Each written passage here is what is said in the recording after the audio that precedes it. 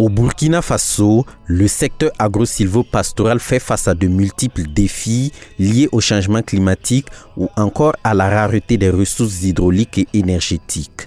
Malgré ces défis, plusieurs mécanismes ont été développés pour accroître la résilience des populations face à ce phénomène. Cette thématique a été sur la table des échanges lors d'une conférence publique tenue le jeudi 10 juillet 2025. Elle a été organisée par Sol Vert, une association engagée pour le développement du secteur rural. Sol Vert est une organisation féminine créée en 2019. Nous intervenons principalement dans le domaine de l'énergie, de l'eau et de l'assainissement, de la protection de l'environnement, des changements climatiques et aussi de l'éducation, de la formation et aussi de la promotion du genre. Nous avons décidé d'organiser une telle conférence publique parce que nous voyons que le nexus eau, énergie, sécurité alimentaire est très important pour nos communautés. Aujourd'hui, on ne peut pas aller de façon isolée. Il faut une approche intégrée de nos ressources. L'organisation de cette conférence publique suscite un grand intérêt des autorités gouvernementales, elles qui espèrent tirer des connaissances solides pour une meilleure orientation des projets. Alors vous savez que l'offensive agro-pastorale et halieutique a été pensée et voulue par les plus fortes autorités du ministère en charge de l'agriculture afin de pouvoir apporter des solutions.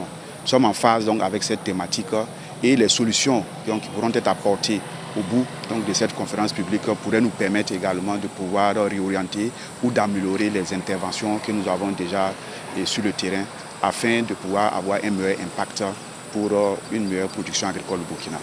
L'atteinte de cet idéal devrait résulter d'une synergie d'action entre les différents collaborateurs.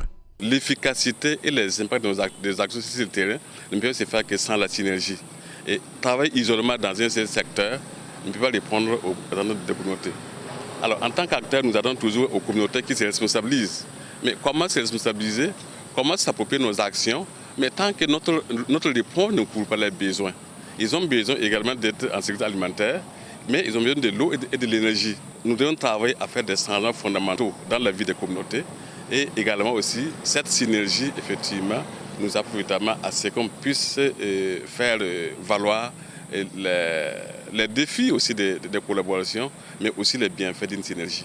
Plusieurs experts se sont succédés à la tribune pour un partage de connaissances dans divers domaines en lien avec le thème de la conférence. Dans le domaine de la gestion de l'eau, le Burkina Faso a adopté la stratégie de gestion intégrée des ressources en eau, un dispositif ayant permis la création d'organismes de suivi, la réalisation d'ouvrages et de systèmes d'alerte.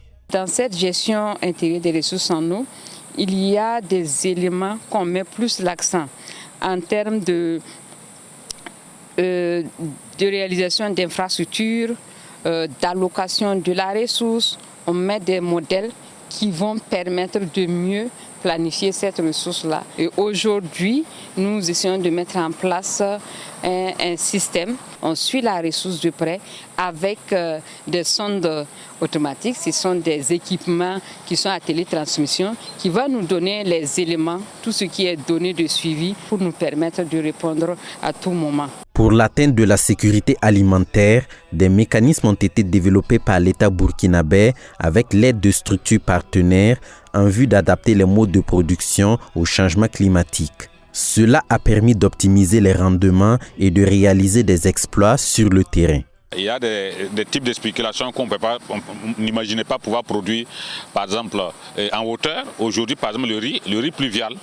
Voilà, il y a des semences qui permettent de produire le riz, non pas dans nos plaines irriguées.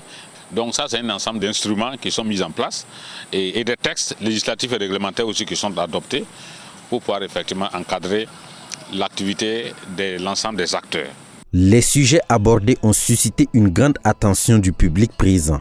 Il a salué la tenue de ces échanges, lesquels ont permis d'éclairer leur lanterne sur ces thématiques combien pertinentes. Et pour un programme cohérent de développement, ces questions qui ont été abordées me semblent importantes pour pouvoir avancer. Dans tout ce que nous faisons comme activité, l'eau a une place importante. Tant que vous n'avez pas l'eau, évidemment, les activités de développement ne peuvent pas se mettre en place. L'énergie également, c'est un facteur limitant pour plusieurs secteurs d'activité que nous avons dans le domaine de la transformation, mais également dans d'autres secteurs. La sécurité alimentaire, évidemment, c'est vraiment le fondement de l'autonomie. Si vous voulez être autonome, il faut que du point de vue alimentaire, vous puissiez avoir des ressources suffisantes. Je veux dire un grand merci à Solvay et à l'ensemble de ses partenaires qui nous ont offert cette belle opportunité concernant le thème qui a été développé avec plusieurs panélistes, notamment des grands docteurs qui maîtrisent leur thème.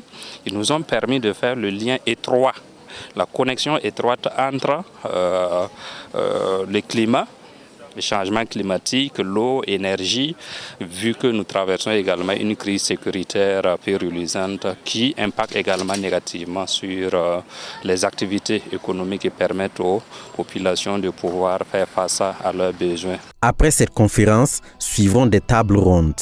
Elles permettront de définir des actions concrètes et des approches innovantes pour faire de la sécurité alimentaire et de l'accès à l'eau et à l'énergie une réalité au Burkina Faso. Attention à la planète.